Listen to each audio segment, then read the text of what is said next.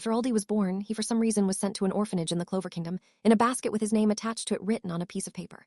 Since the beginning of his life, he has never had any magic power within his body, and no one knows why it's like this. He could not use magic at all, but due to living in a world where magic is everything, he got ostracized by people who didn't know him, but knew that one bit of information about him. He then decided to get stronger, not just because of what happens to him out in the world due to not having any magic, but also because he enjoys training. So every day he trains and trains, doing things that would increase his strength and speed, like running around the orphanage grounds.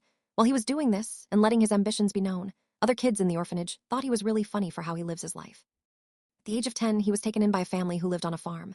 The parents were Zeke White and Mary White.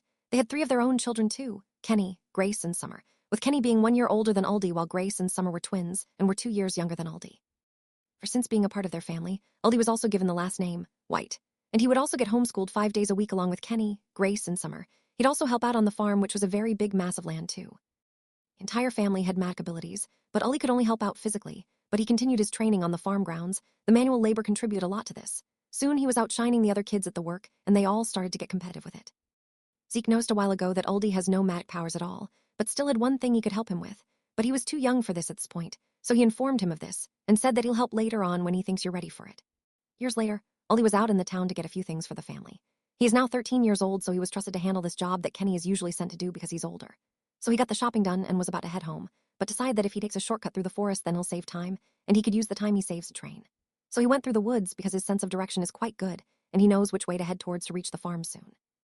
Little did he know that there was something lurking in those woods. The noise wasn't too loud, but eventually he started to hear it. He had turned around and noticed it was creeping around and was behind him. It was a huge demon monstrosity. Uldy knew he couldn't really do anything to something that big, so he had to run. And it's a good thing running is something he does every day, so for a while he was ahead of the demon who was after him. Eventually Uldy started to slow down because his stamina started decreasing, but far in the distance there was this sword stuck in a tree stump. It looked heavy, but it was the only thing around for miles that he could use to protect himself. He got to it and started pulling it upwards with both of his hands as hard as he possibly could. Managed to dislodge it. After he did that, there was a burst of dark light next to him, and a spellbook appeared. A grimoire it was called, but it looked so old and beat up, like no one has used it in like 1,000 years.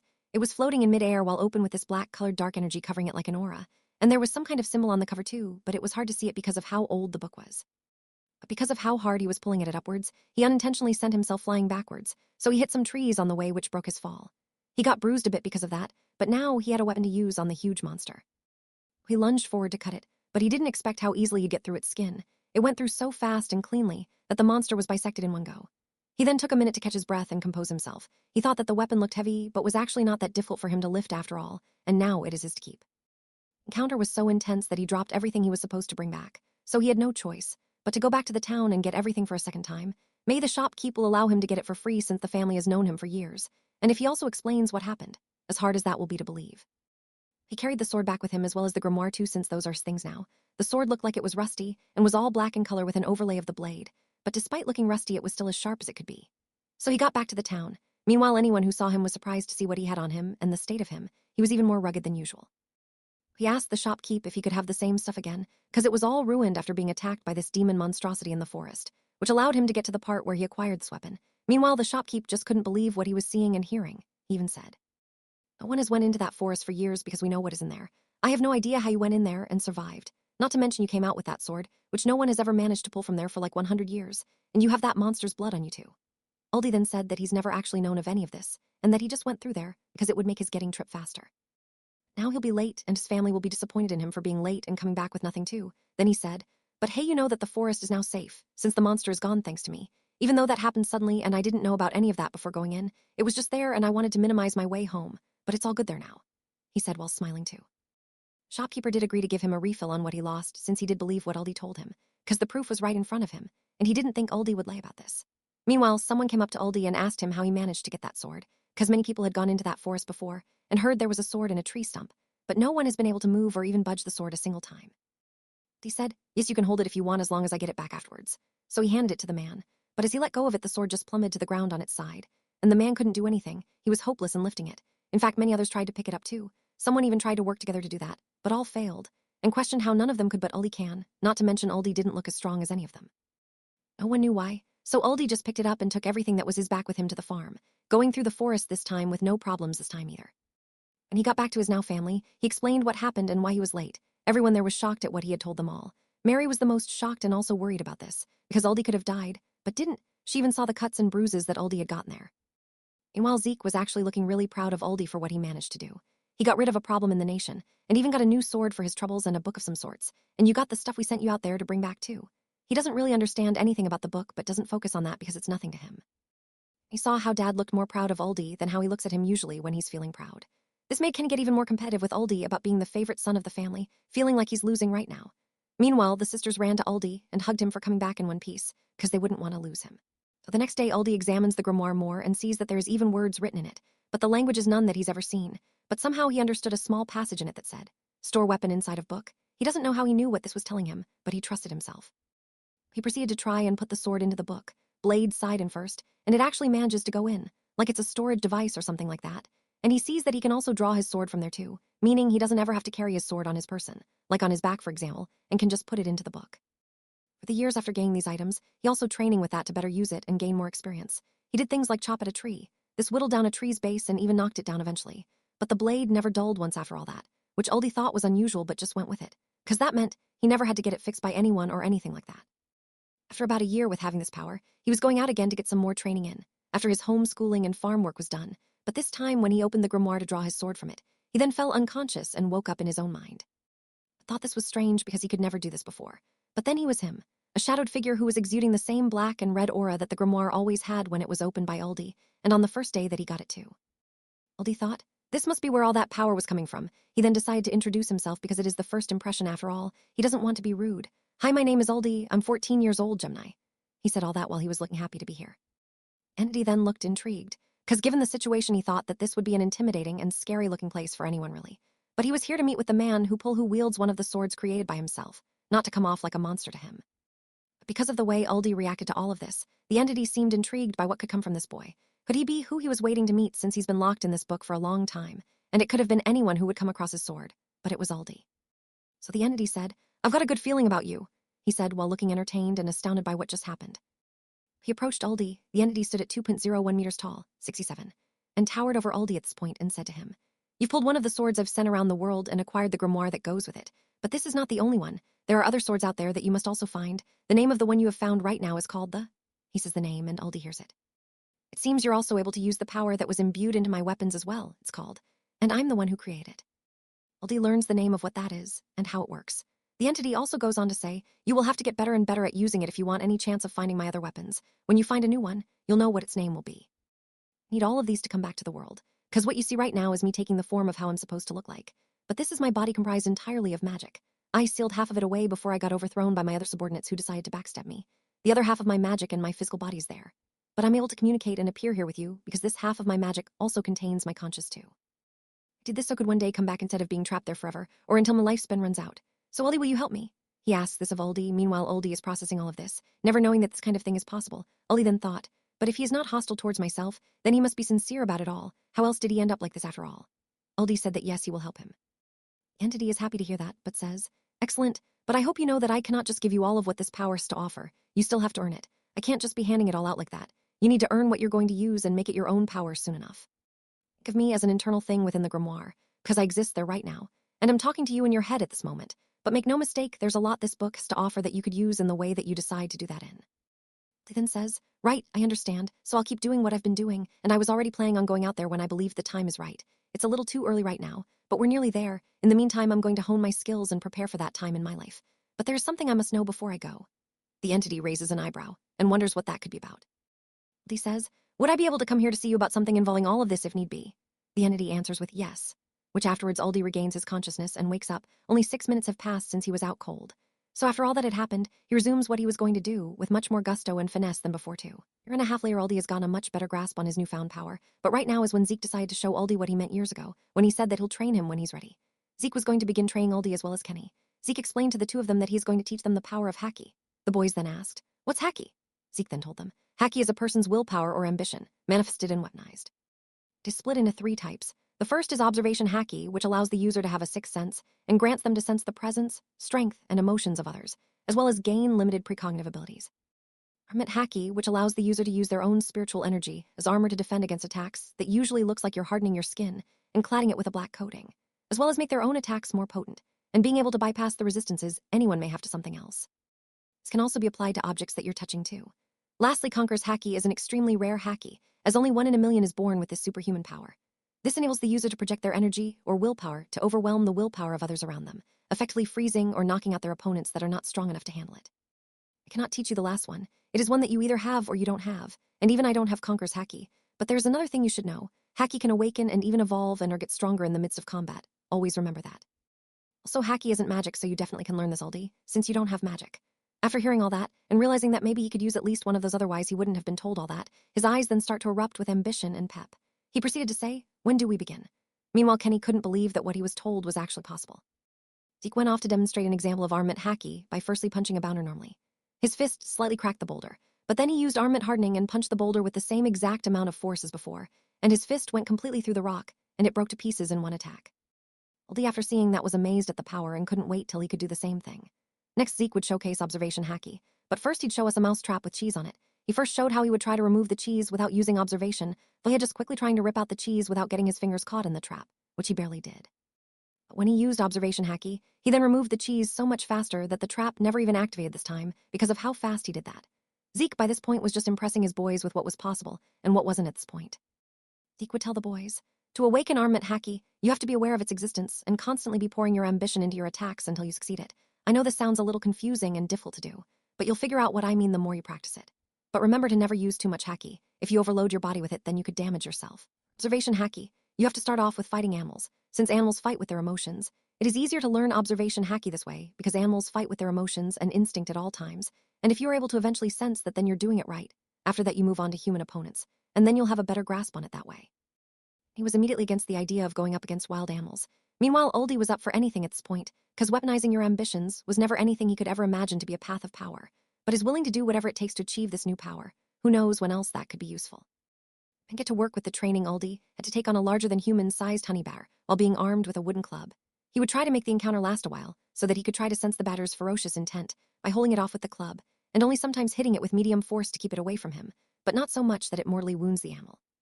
Kept it going for 66 minutes, but couldn't sense anything no matter how hard he tried, and then just knocked out the batter so that it can wake up later after they've all left. Zeke would say, "Uldy, you did fine, and it was a good strategy to do minor damage so that you maximize your turn, and have more time to try and sense the batter's animalistic intentions. Kenny, it's your turn." Uldy would say, "Thanks, Dad. I think I might be getting it, but it's way too early to tell." Kenny seemed reluctant to go, since he's usually avoiding wild animals, but he didn't want to fall behind on the training, so he went forth and also used the same wooden club too. He was up against a mid-large size killer rabbit. Kenny didn't even know that there were things like this in the forest, but he had to act, not think. Kenny, however, didn't finish with that much time. He was done in like 11 minutes, because he wasn't getting it at all and was more so trying to stay alive. Zeke, after seeing all that, said, "You kind of rushed the job, son. Right, day after tomorrow, we try this again with much tougher animals, but for now, we go back home." It was the next day, and Uldy wanted to go out and see if he can get a grasp on armament Haki and do more of his usual training too. But Kenny decided to see what Uldy was going to do, so he followed him and spied on his training for a while until he decided to leave and do his own training. The next training day, Zeke took his boys to the woods again, but this time handed each a blindfold to put on. The reason for this was because they each had to dodge and move out of the way from oncoming swings from Zeke's wooden club, which he was going to swing with armament Haki added onto it, and possibly hit either of the boys, unless any of them managed to utilize their observation Haki to dodge without seeing anything.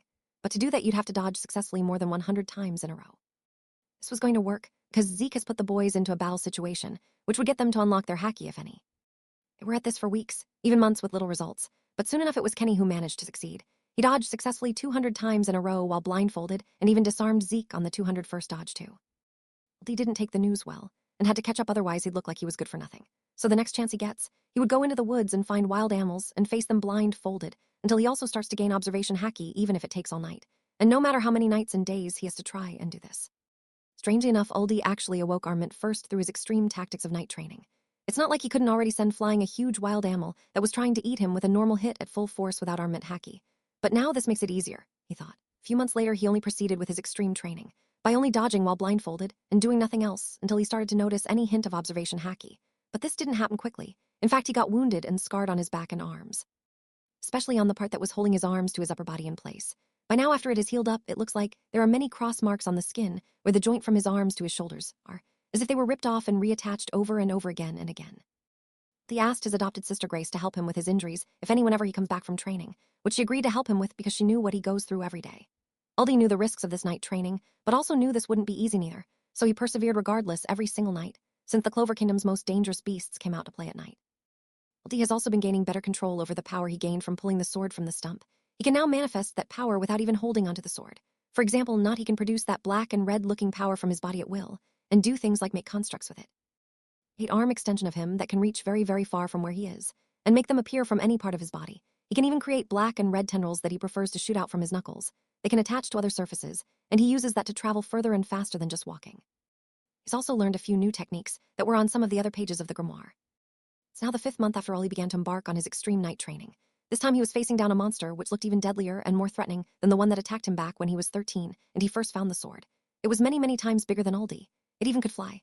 It looked like a being made entirely of magic, gray in color and sorta resembled a giant whale shark. Proceeded to raise the dead with its magic as skeletons to do its bidding. There were hundreds, which all could move fast, and were armed with bone swords, bone axes, bone hammers, and bone and arrows. Some even threw each other's skulls as projectiles because they were all aware of what's happening and couldn't resist it. But do choose how the battle ensues. He saw all that. At first he was actually excited because this is genuinely going to be difficult, then he said. Who knows what could happen? The possibilities are limitless in the midst of battle after all. But then he also realized that he's alone out here, and he can't let this go on because what could come of it in the long run? But he was a little damaged already since he's been here for an hour now. He braced himself for battle, and ran in head first with all the enthusiasm that someone like him would have, but with his eyes closed. At first it was all right, then he started to feel that he was getting hurt, all while he was protecting himself with his armament haki. But he knew he can't defend like that forever. He started to release his restraints with his power, and started to let it out. This in turn allowed him to have all the range he needs to even out the disadvantage that he was at against a small army of skeletons and their monstrous demon. First he drew his black sword from his grimoire, and while holding it he propelled himself upwards when oncoming bone and arrows were being fired at him, as well as their own skulls too.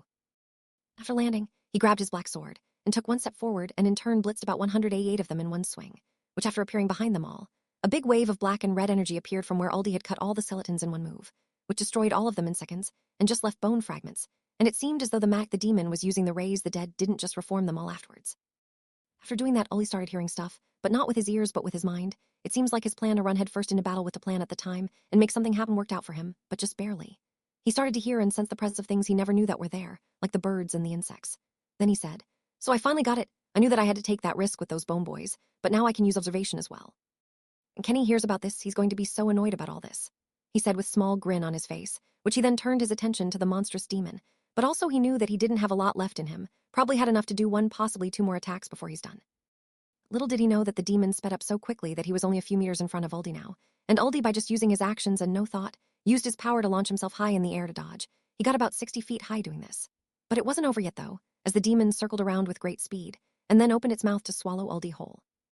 Uldy, when seeing this was going to happen, and knowing he had nowhere to run, his observation haki kicked in again, and then he used armament haki again to fully clad himself in armament, and then he got swallowed whole into the demon's stomach.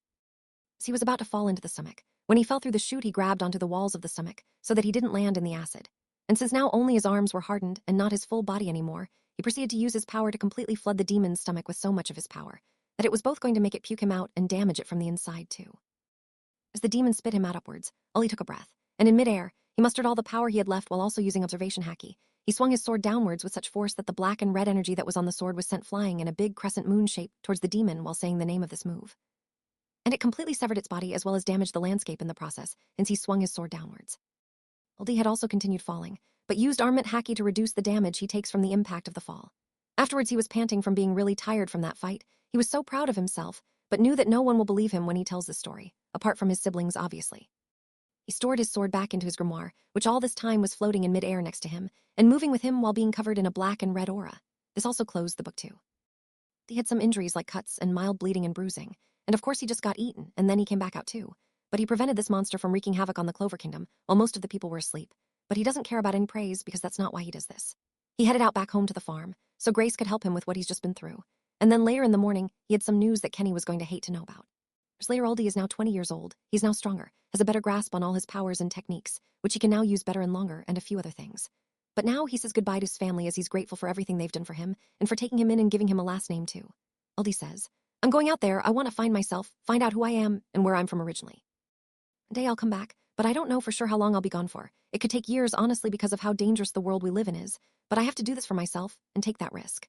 His family were sad to see that he's already made up his mind, and all he wants to do is go on this journey. Zeke and Mary said they will miss Uldy, and never once regretted taking him in that day 10 years ago. Uldy smiled and felt a bit sad for doing this, but had to still go. Grace and Summer said that they will miss having a second big brother, and that he was genuinely a much more fun guy than Kenny was.